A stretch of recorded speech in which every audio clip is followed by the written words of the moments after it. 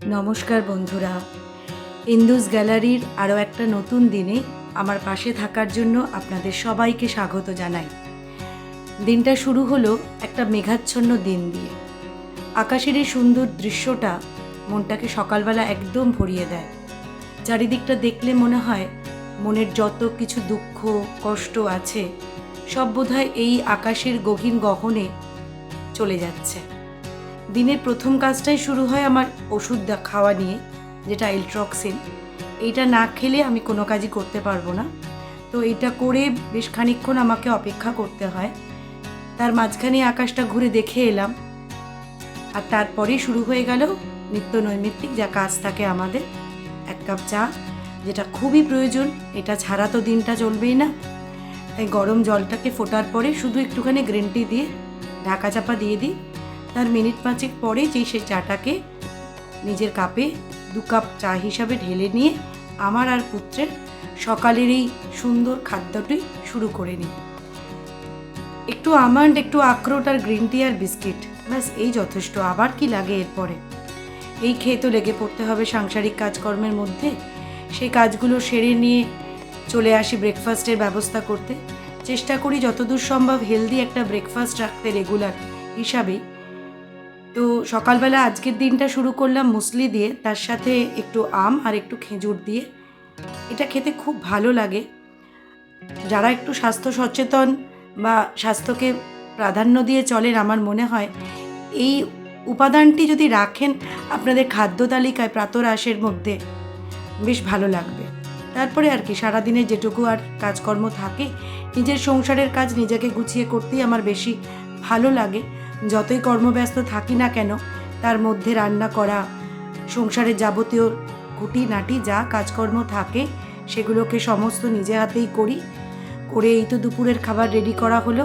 আমি এবং আমার ছেলে দুজনেই খাবারটি কমপ্লিট করে নিয়ে আমাকে আবার বেরোতে হবে, যেহেতু আজকে শনিবার। আমার কাছে ভীষণভাবে একটা ব্যস্ততম দিন। তো বিকেল 3টে সাড়ে 3টের মধ্যেই আমাকে চলে আসতে হয় সোনারপুর স্টেশনে। আজকে যেহেতু দিনটা শুরু হয়েছে বিকেল 3টে সাড়ে 3টের এই সময়টা দিয়ে, কারণ আমি নর্মালি শনিবার এই দিনটা চলে যাই দুপুর 1:30টার মধ্যে। আজকে যেহেতু বৃষ্টি হচ্ছিল, তাই জন্য সেই ক্লাসটায় আর যেতে পারিনি।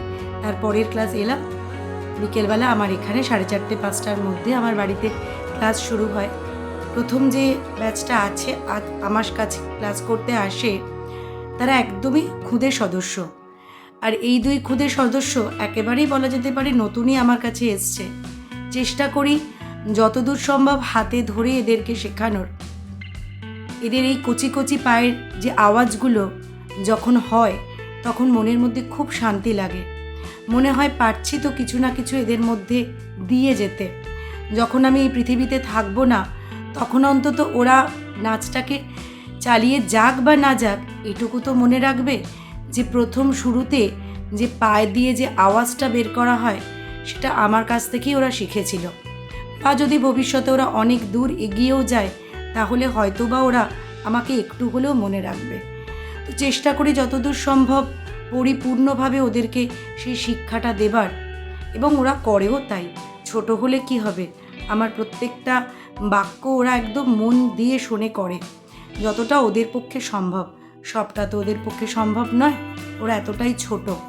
তারপরে চলে যায় ওদের কিছু আনন্দ দেবার মতন ক্লাস নেবার জন্য, কারণ ছোট ছোট বাচ্চারা তো এত শক্ত জিনিসগুলো ওরা বুঝতে পারে না। তো ক্লাসিক্যাল ডান্সের মাঝখানে যদি ওদের একটু গানের নাচ না দেওয়া হয়, ওদের মনটা ভালো লাগে না।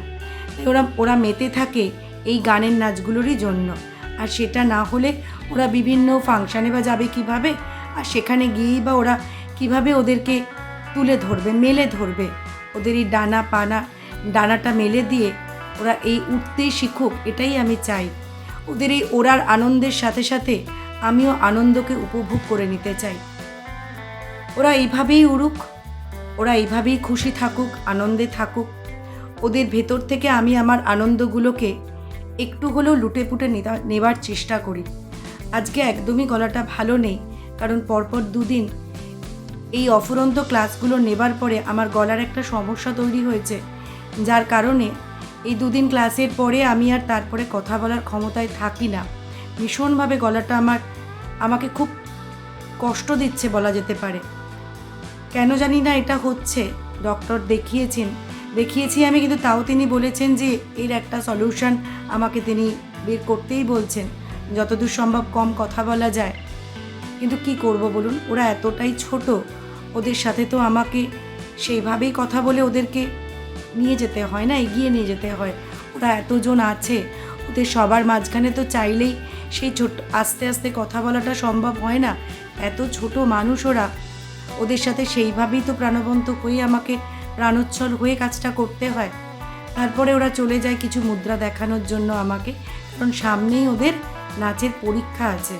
এই পরীক্ষা নামটা শুনলেই ছোটোবেলা থেকে আমিও খুব ভয় পেতাম, ভাবতাম কি না কি বোধহয় পরীক্ষা দিতে হবে, তাই ওরাও ভয় পায়। আমি যখন বলি ওদের এই তো এবার পরীক্ষা দিতে হবে, ওরা ভাবে কি বোধহয় একটু ভুলও করা যাবে না।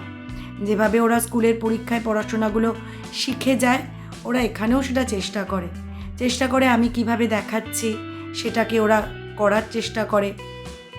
ভুল ত্রুটি নিয়েই তো চলবে ওরা, যদি ভুলগুলো নাই করলো তাহলে কি করে বড় হবে। আমরাও তো ভুলগুলো থেকেই এই জায়গাটায় এসে পৌঁছে গেছি। তো ওদের এই ঠিক ভুলের হিসাব মাপকাঠিগুলো যতদিন না বুঝতে পারে আমার মনে হয় ততদিনই মনে হয় ভালো। কারণ ছোট এই বয়সটা না, ভীষণভাবে একটা পাখির মতন উড়ে চলার মতন একটা সময়।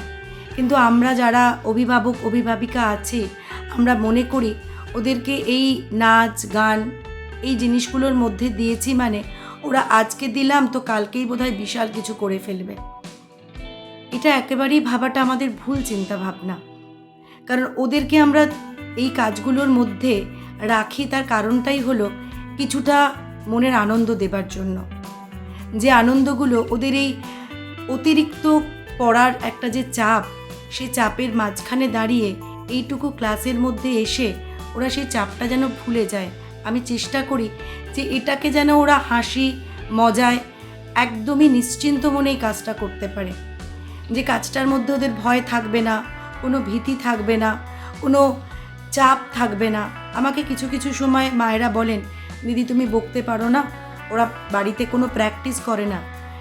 আমি বলি দরকার নেই তো প্র্যাকটিসের, ওরা যেটুকু আমার কাছে শিখে যায় সেটুকু যদি পরের সপ্তাহে দেখাতে পারে তাহলেই ভেবে নেব যে আমি যা ওদের ক্লাসে করিয়ে দিলাম সেটাই বোধহয় ওদের জন্য যথেষ্ট।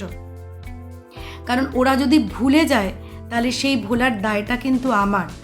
আর পরের সপ্তাহে যদি না ভুলে আমাকে সঠিকভাবে দেখাতে পারে তাহলে যেটুকু আমি ওদের শেখালাম সেটা বোধহয় সঠিকভাবেই শেখালাম বলে ওরা আর ভুললো না। আর যদি ওরা নাই ভোলে তাহলে আছি কেন আমি দেখানোর জন্য। কিন্তু বকে মেরে এই কাজটা বোধহয় হয় না। আমিও কোনো দিন এই শেখাটা আমারও কোনো দিন বকা মারার উপর দিয়ে যায়নি। আমার বাবা মাও কোনো দিন বলেনি কেন রে তুই প্র্যাকটিস করছিস না, প্রতি সপ্তাহে তোর প্র্যাকটিস করা দরকার। আমার মা বলেছে যেদিন ইচ্ছা হবে সেদিন করো, যেদিন ইচ্ছা হবে না সেদিন করো না। তো আমি করতাম না, আমিও এদের মতন ফাঁকিবাজি ছিলাম বলা যেতে পারে, যেরকম সবাই ছোটোবেলায় থাকে। কিন্তু একসময় দেখুন এই ফাঁকিবাজি কাজটাই আমার কাছে নেশা আর এখন পেশায় পরিণত হয়ে গেছে। পেশাটা তো এসছে কাজের ক্ষেত্রে আর নেশাটা এসছে মনের তাগিদে। ঠিক তেমনই ওরাও একসময় এটাকে নেশায় পরিণত করে নেবে যখন ওদের ভেতরে এই ভালোবাসাটার জাগরণ ঘটবে। আজ তো ওরা শিশু, কারণ একটা শিশুকে যখন আমরা প্রথম স্কুলে দিই তখন সে জানে না যে কি পড়াশোনার জন্য আমায় কোথায় পাঠাচ্ছে আর কেনই বা পাঠাচ্ছে। পড়তে হয় এটুকুই জানে যে প্রতিদিন আমাকে স্কুলে যেতে হবে এবং প্রতিদিন স্কুলের এই পড়াটা পড়ে যেতে হবে। কিন্তু সেখানে যদি নাচের ক্লাসেও বলি ওরে তোরা পড়ে না এলে, ওরে তোরা নাচটা শিখে না এলে বাইরে বের করে দেব, কি শাস্তি দেব, কি মারবো, মেরে বকে এই কাজটা হয় না। এটা ভালোবাসার কাজ। হ্যাঁ জানি ওরা ভুল করছে, সবাই ঠিক করছে না, ফাঁকি মারছে, কে ফাঁকি মারে কতটুকু মারে সেগুলো সবই তো জানি। আর জানি বলেই তো চেষ্টা করি সেই সব বাচ্চাগুলোকে যারা একটু ফাঁকিবাজির মধ্যে থাকে তাদেরকে বেশি বেশি করে বোঝানো যে এটা ঠিক করে করতে হবে, আরও ঠিক করো, আরও বসো। কষ্ট হয় প্রচণ্ড, গরমে জড়ো যখন ওরা এই কাজগুলো করে না ভীষণ কষ্ট পায় আমি জানি, কিন্তু কি করব। কতটা ওদেরকে ছাড় দেব? ক্লাসটাই তো এসছে ওরা আমার সাথে থাকার জন্য, আমার কাছ থেকে কিছু শেখার জন্য। তো এই গরম বলে কষ্ট হলেও কিছু ছেড়ে দেবার মতন অবকাশটা সত্যিই পাই না। তবুও তার মধ্যে চেষ্টা করি যতটা সম্ভব ওদেরকে শান্তভাবে রেখে হালকাভাবে কাজগুলো করানোর চেষ্টা করি। যখন হাঁপিয়ে যায় বলে, আন্টি এবার একটু তো বসতে দাও। কি করব? আমি তখন বলি, আচ্ছা ঠিক আছে বস, কিন্তু আবার 5 মিনিট পরেই কিন্তু উঠে পড়বি। তো শোনে, ওরা আমার কথা সত্যি শুনে চলে। আমার কাছে হয়তো যে কজন স্টুডেন্ট আছে তারা প্রত্যেকে আমার মতন হয়ে চলার চেষ্টা করে, সে ছোটই হোক আর বড়ই হোক। বাকি যাদের মনগুলো রাখতে পারিনি বা পারলাম না, বোধহয় আমার অক্ষমতা, তাই তারা আমাকে কোথাও না কোথাও ছেড়ে চলে গেছে। কষ্ট পাই না, যদিও বা কখনো আমাকে ছেড়ে চলে যায়, অন্য কোথাও যায়, আমি শুধু একটা কথাই ভাবি যে সেখানে গিয়ে যেন শেখার মতনই তারা শিখতে পারে। কারণ শিক্ষাটা যে কোনো মানুষের থেকেই পাওয়া যায় যদি সে সঠিক জানে। তবে সঠিক বা বেঠিকের হিসাব এই ছোট ছোট বাচ্চাগুলো কীভাবেই বা জানবে? আমরা গুরুরা তাদের যদি সঠিক এই রাস্তাটা না দেখিয়ে দিই, যা তাদের শেখাবো তাই তো তারা শিখবে না। তো যথারীতি সেই কাজ শেষ করে আবার বাড়ি ফেরার ব্যাপার। বাড়ি ফিরে এসে রাতের খাবারের প্রস্তুতি নিতে হয়। তো চেষ্টা করি যতদূর সম্ভব একটু মেনটেন করে চলার। তো আজকে রাত্রে যে রেসিপিটা বানালাম, এটা সবাই যদি জানতে চান আমি একদিন এই রেসিপিটা বলবো। এটা খুব হেলদি একটা খাবার এবং সবথেকে মজার হলো খুব অল্প পরিমাণে খেলেই পেটটা ভরে যায়। সাধারণত ডাক্তাররা বলেন রাতের খাবার যতটা সম্ভব কম খাওয়া যায় তত স্বাস্থ্যের পক্ষে উপকার। তবে আমরা কোথায় মানি? আমরা স্বাস্থ্যের এই চিন্তাটা করি কোথায়? আমরা তো ফাস্টফুডের জগতে রয়েছি। চেষ্টা করি এগরোল, বিরিয়ানি, পিৎজা, কেক, এই যত আনহেলদি খাবারগুলোকে খাওয়ার চেষ্টা করি। মুখরোচক খাবার তো যাই হোক, মুখরোচক খাবারটাকেও তো বাদ দিয়ে চলা যায় না, সত্যিই যায় না। তাই জন্য সবসময় রুটি, তরকারি এই সমস্ত খাবার সত্যি ভালো লাগে না। আর চটজলদি একটি খাবার বানানোটাই এই সারাদিনের কাজের পরে আমার মনে হয় এটাই মনে হয় বেস্ট অপশান। তো এটা কিছুই নয়, এটা যে আমরা সবুজ মুগ ডাল যেটাকে তরকা হিসাবে খাই, সেটাকে বেশ 8-9 ঘন্টা ভিজিয়ে রাখার পরে বাড়ি এসে ভিজিয়ে দিয়েছিলাম। এসে তারপরে একটু আদা কুচি, একটু লঙ্কা আর এই মুগ ডালটা দিয়ে মিক্সিতে পেস্ট করে নিলাম। তারপরে আর কি একটু নুন, একটুখানি লঙ্কার গুঁড়ো, একটু জিরের গুঁড়ো দিয়ে ভালো করে ফেটিয়ে নিয়ে কড়ার মধ্যে একদমই একটুখানি তেল দিয়ে এটা যদি বসিয়ে দেওয়া হয়, দিয়ে আপনি আপনার কাজ করুন, একদম গ্যাসকে সিম করে দিন, ব্যাস হয়ে যাবে খাবার রেডি। আর কি, এই খেয়েই তো শুয়ে পড়া। শুভরাত্রি।